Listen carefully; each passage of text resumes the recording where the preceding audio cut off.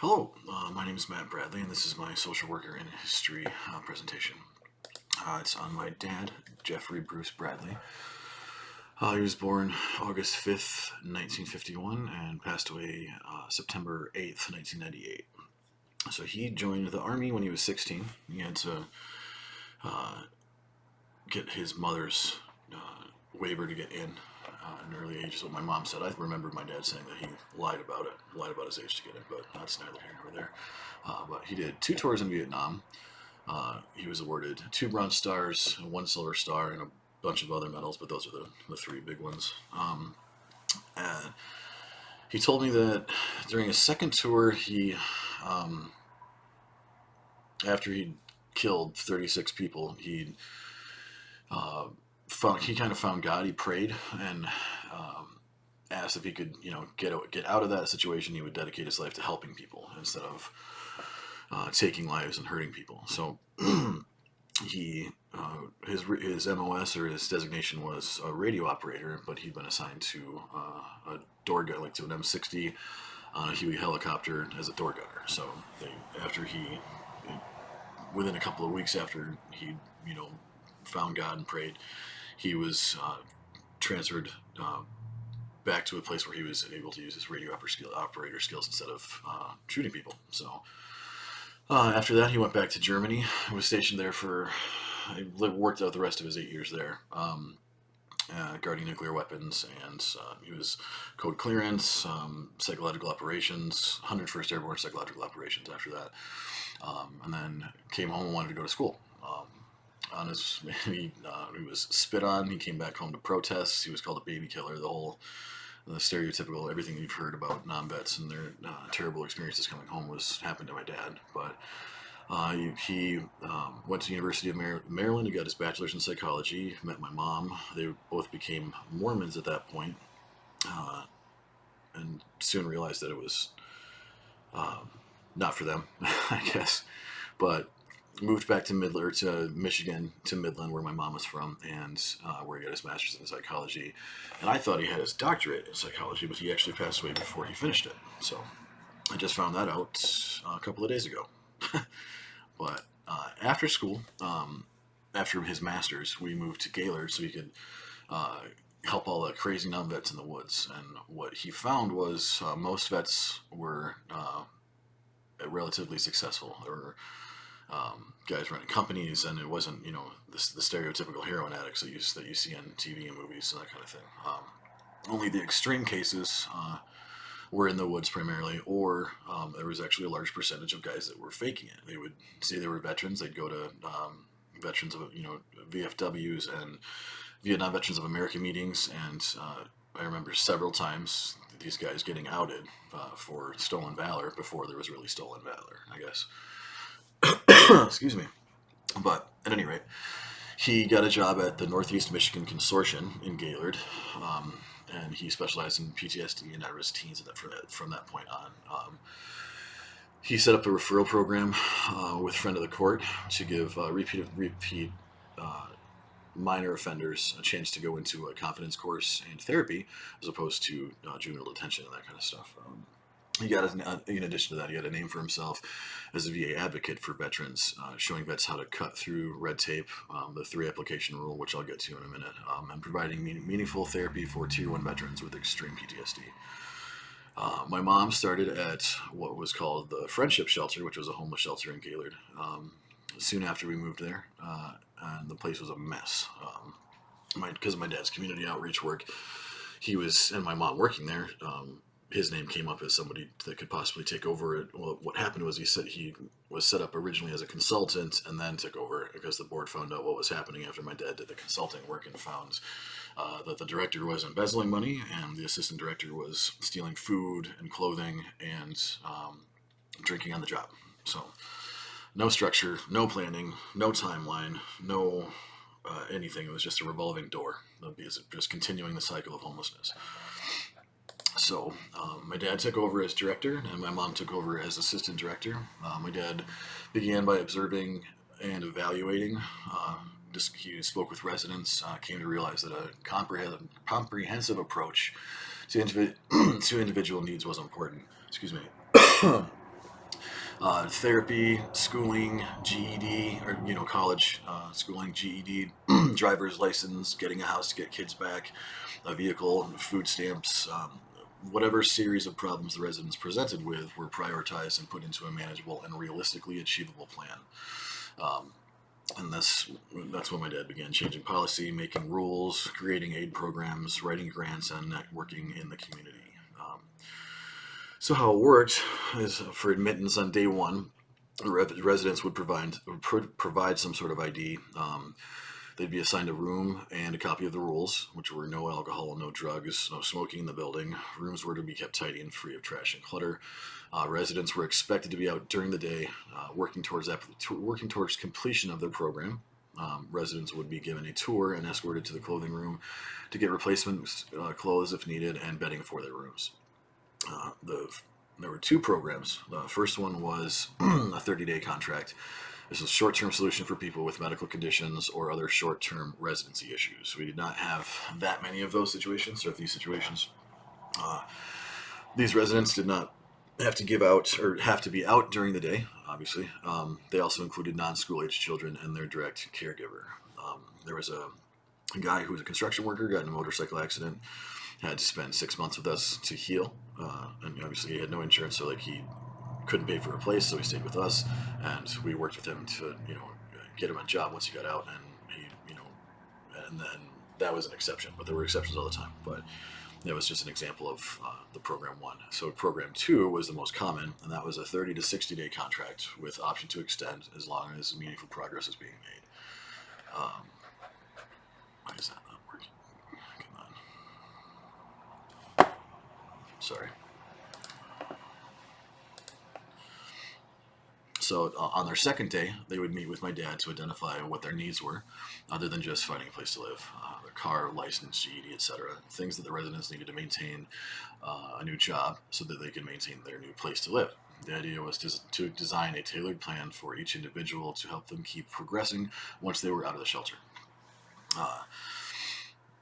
Like an example would be helping people. They came in and they had lost their kids to DHS or DSS at the time, and they didn't know what to do, didn't know how to get their kids back. So my dad would walk them through all the stuff that they needed to do to get an apartment, to get transportation to their job, to maintain the apartment, so that they could eventually prove that they were responsible enough to get their kids back. So the priorities were, GED, job, transportation, appropriate clothing. This comprehensive approach to attacking their goal created an environment that led to long-term success. He provided advice, therapy, and referrals if needed, if there was something that he couldn't exactly fix for them or provide for them. A breakdown of available programs to help the residents' particular needs, food stamps, help with heating bills, etc. He also helped with writing resumes to make it easier for them to get jobs. And he also compiled a list of who in town was hiring and would be willing to give our residents a job. This was accomplished by my dad hounding local businesses to give residents a chance. There was a pretty negative stigma at first, but by the time my family moved from Gaylord, my dad had an entire network of businesses that he worked with that were willing to hire residents because of the high success rate, and that once they had a job, they only had a place to stay as long as they maintained that job when they were still at the shelter. Numerous businesses commented on how our residents were their finest employees. My dad got a dial-a-ride to alternate stops to include the shelter because it was right outside the city limits, and they didn't at first deal with us. So developed a contract which allowed a monthly payment from the shelter out of our grants instead of the residents having to pay out of pocket for transportation to their jobs. Once the residents were taught the tools, they ran with it. 90% of the residents that went through the program were still housed and employed a year after leaving the shelter. In addition, to build self-esteem and to show this wasn't a free ride, responsibilities were assigned. If a person had experience cooking, then they had 2 or 3 nights a week that they would help the kitchen prepare the meal for the evening. There was a laundry room to work in, the kitchen, obviously, maintenance, custodial, daycare, and the clothing room dealing with donations and sorting them almost into a store-like atmosphere. Weekly progress meetings were also scheduled, which with each resident in Program 2 in order to make sure no one was becoming stagnant and to provide more help with particular situations or questions. These were conducted by one of the assistants or occasionally my mom. If there was something that they could not deal with or could not be solved, my dad would be brought in to investigate a possible solution. In addition to all that, my dad created the idea of the Board of Helping Hands, which, as the years went on, my dad compiled a network of organizations that were designed to help the needy. My mom was not sure how many there were at the end, but she was certain it was over 15.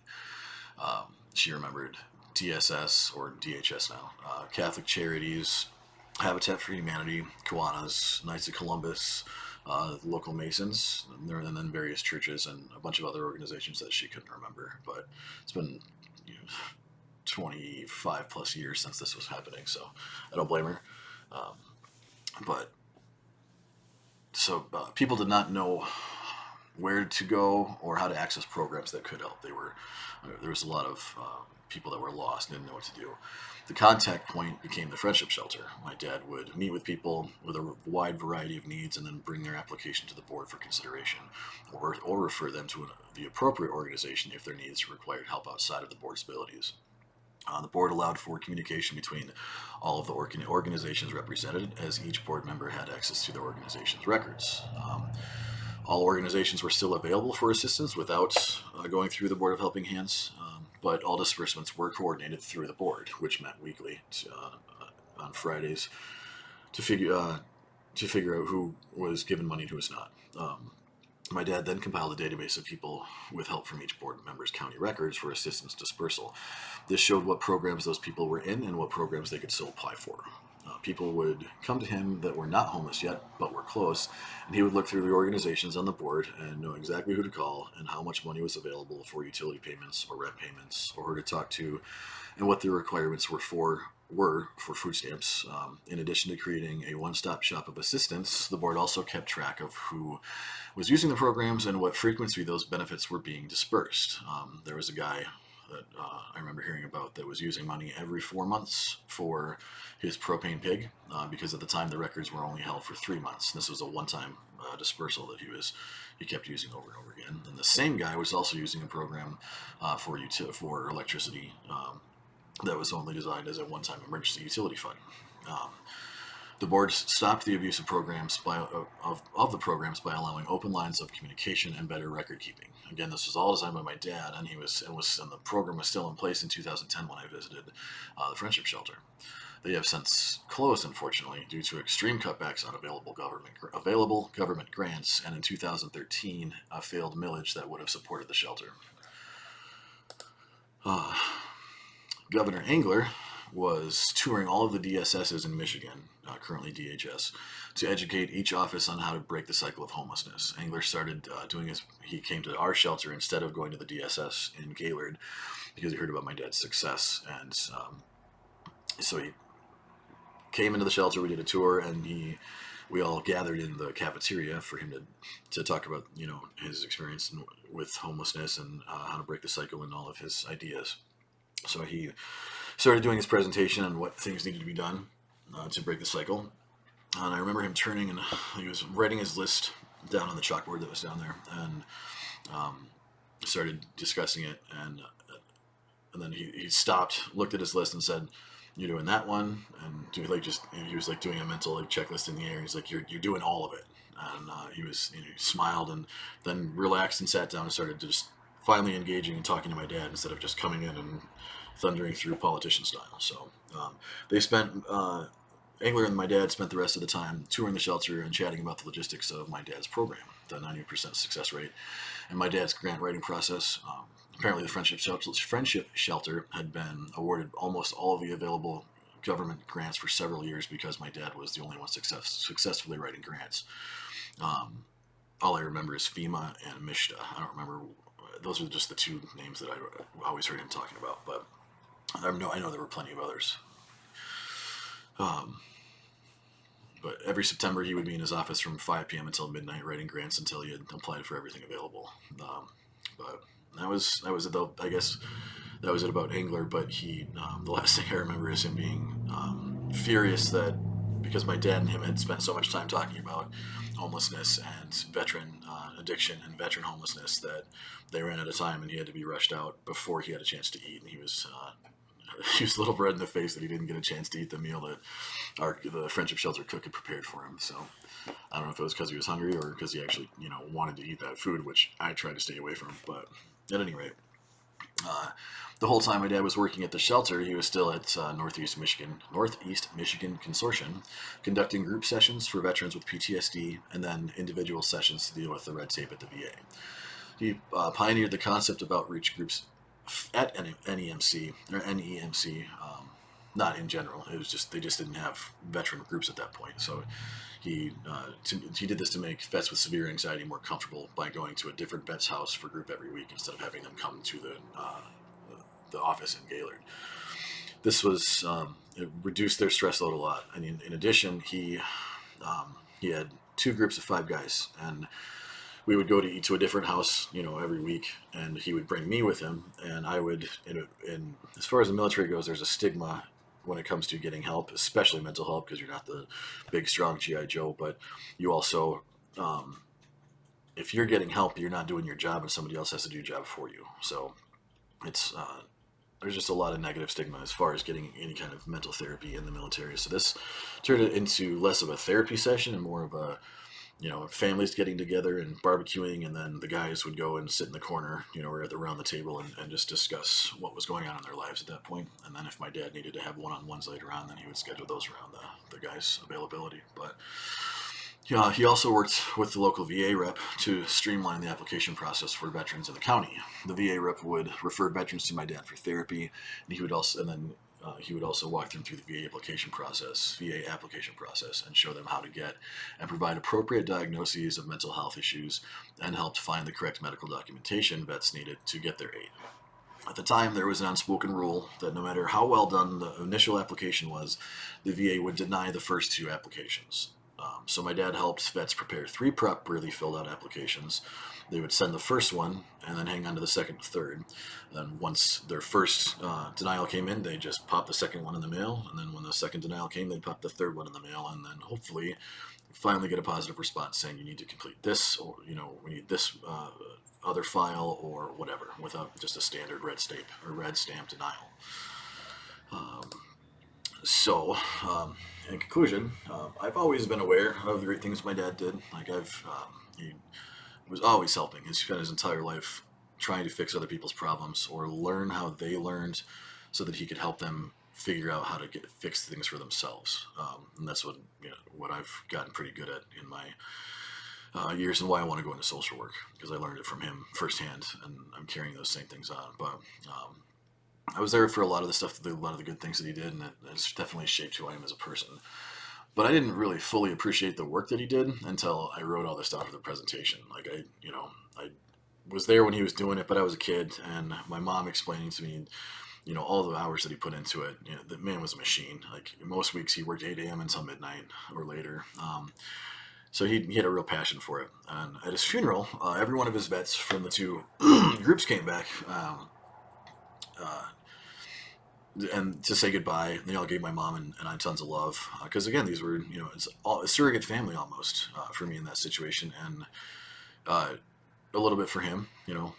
There were still boundaries, but it could get blurred at times, and that was a constant problem for him, and actually caused some issues, but internally for him. But he eventually, after he moved and got separation, everything was fine. But it was hard for him to see these guys not. We had 2 suicides in the group, and that was very difficult for my dad, I guess is what I'm getting at. But at any rate, at the funeral, one of the guys, Mike, that I was close to, his real name's not Mike, but I'm going to call him Mike.